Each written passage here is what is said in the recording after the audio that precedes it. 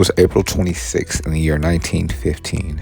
After receiving the promise of significant territorial gains, that Italy signs the Treaty of London, committing itself to enter World War I on the side of the Allies. With a great threat of imminent war looming in July of 1914, the Italian army under the Chief of Staff Luigi Cardona had begun preparing for war against France, according to Italy's membership in the Triple Alliance with Germany and Austria-Hungary. Under the terms of that agreement, however, Italy was only bound to defend its allies if one of them was attacked first.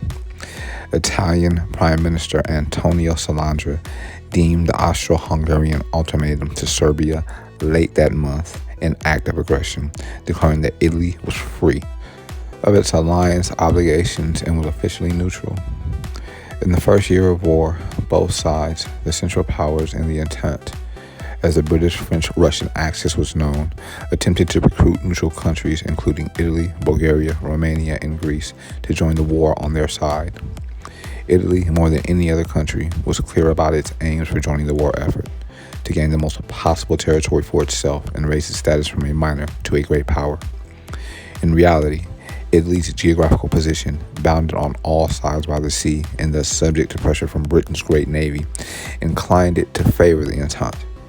Moreover, past interactions between Italy and Austria-Hungary had been driven more by mutual animosity than alliance, as the Italians had been forced to push the Austrians out of the peninsula in order to achieve unification in 1860. In making a bid for Italy's allegiance in World War I, the Central Powers clashed over Germany's desire to promise the Italians the Trentino region, now occupied by Austria, in return for their entrance into the war. Though Austria-Hungary agreed to cede the Trentino in March 1915, their army's sorry performance against Russia gave the Italians more bargaining power and led them to demand even more territory. The Entente, for its part, offered much more substantial gains of territory, most of which currently fell within the Austro-Hungarian Empire, and it was under these terms that Italy signed the Treaty of London on April 26 in 1915. Italy was promised the fulfillment of its national dream: control over the territory on its border, with Austria-Hungary stretching from Trentino to the south, Tyrol and Trieste. In the treaty, the Allies gave them that and more, including parts of Dalmatia and numerous islands along Austria-Hungary's Adriatic coast, the Albanian port city of Vlorë, Italy, Valona, and the Central Protectorate in Albania and territory. Oops, hold on. We're going to go back because something popped up on my screen, and this is going to make my current Earth more interesting. So, what was I? Adriatic coast, the Albanian port city of Vlorë, and Central Protectorate in Albania and territory from the Ottoman Empire. Carrying out its part of the bargain, Italy declared war on Austria-Hungary, but not on Germany, on May 23rd. The Allies seemingly faced a more difficult task in the fulfillment of their own obligations. Another secret treaty, signed March 20th, had promised Russia control of Constantinople and the Dardanelles. Both treaties depended on an Allied victory at the Gallipoli Peninsula for their promised gains, which at this point seemed in no way secure. A naval attack against the Dardanelles on March 18th had failed miserably.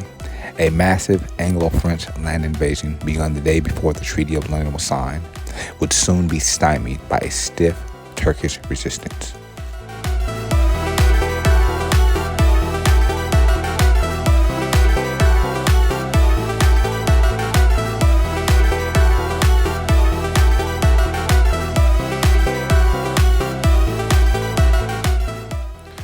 It was April 26th in the year 1977 that Studio 54 opens in New York City. The crowd outside 254 West 54th Street in New York City on this day in 1927 would have been waiting for the curtain of a Puccini opera. On this day in 1957 or 67, they would have been waiting for a filming of an episode of Passport or maybe Captain Kangaroo. On April 26th in 1977, however, The crowd gathered outside that Midtown address was waiting and hoping for a chance to enter what would soon become the global epicenter of the disco craze and the most famous nightclub in the world, Studio 54, which opened its doors for the very first time. The impresarios behind Studio 54 were Steve Rubel and Ian Schrager, college roommates at Syracuse University who got into the nightclub business after their first venture, a chain of steak restaurants, failed to flourish. But before taking Manhattan by storm and becoming famous for openly and shamelessly excluding all but the most chic, famous, and beautiful patrons from their establishment, Rubel and Schrager were running a far less pretentious operation called the Enchanted Garden in the far reaches of Queens. The woman who deserves the lion's share of the credit for making 54 into the celebrity playground that it became was Carmen D'Alessio, a public relations entrepreneur in the fashion industry whose Rolodex included names like Bianca Jagger, Liza Minnelli, Andy Warhol, and Truman Capote. Her buzz building turned the grand opening to a major item in the New York gossip columns, and her later efforts, like having Bianca Jagger pose atop a white horse at her 30th birthday party, stoked the public's fascination with Studio 54 even further. Not just the usual celebrity suspects, actors, models, musicians, and athletes, but also political figures like Margaret Trudeau, Jackie Onassis, and infamously, White House Chief of Staff Hamilton Jordan came out to be seen during the club's brief heyday. From a musical standpoint, Studio 54 did not seek to break new ground, but rather to feed its patrons a familiar diet of dance hits. Artists like Grace Jones, Donna Summer, Gloria Gaynor all made live appearances there, but Studio 54 belonged to the DJs and to the free entertainment provided by the club's flamboyant staff and clientele. While disco reigned supreme on the pop charts, Studio 54 reigned supreme among discotheques, enjoying a golden era that lasted from its opening on this day in 1977 to its closing night party on February 4th in 1980. A party called, appropriately enough, quote, the end of modern day Gomorrah, unquote.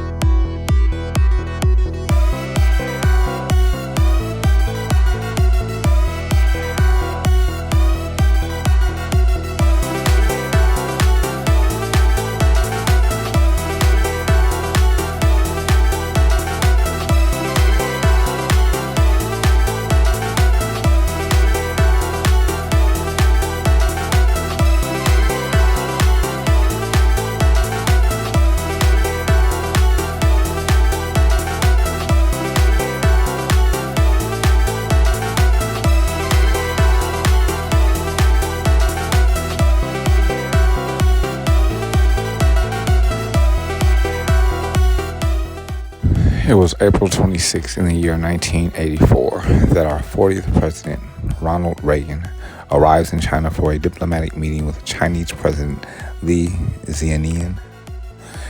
The trip marked the third time a U.S. president had traveled to China since President Richard Nixon, our nation's 37th president, historic trip in 1972. Or Gerald Ford visited in 1975, and Gerald Ford was our nation's 38th president. First Lady Nancy Reagan accompanied her husband to China, along with approximately 600 journalists, a slew of Secret Service agents, and, according to BBC reports, officials who guard the codes for launching nuclear missiles. The Reagans toured historical and cultural sites in Beijing and attended a dinner in their honor hosted by Zianian. Better be that. Reagan's trip highlighted his administration's desire to improve diplomacy with China in light of the growing economic relationship between the two nations. Other topics of discussion between the two leaders over the course of the 6-day trip included the development of commercial nuclear power in China and China's displeasure with continuing U.S. support for nationalists in Taiwan. After communists took over power in China in 1949, successive American presidents have refused to recognize the new Chinese government and supported pro-democratic nationalists who had been exiled on the island of Taiwan off the coast of China. U.S. support for Taiwan included sales of arms, which infuriated the communist government in Beijing. President Nixon made tentative diplomatic overtures to China in 1969, and in October 1970 told a Time reporter, "If there's anything I want to do before I die, it's go to China." In 1971, he led the U.S. government in officially recognizing the Communist Chinese government and became the first American president to visit China the next year. It was not until 1984 that another president, Reagan, would travel to China in an attempt to resolve remaining diplomatic differences. During his visit, President Reagan impressed reporters and dignitaries with his occasional attempts to speak Chinese. However, the trip did fail to break through the deadlock between China and our nation over the issue of Taiwanese independence.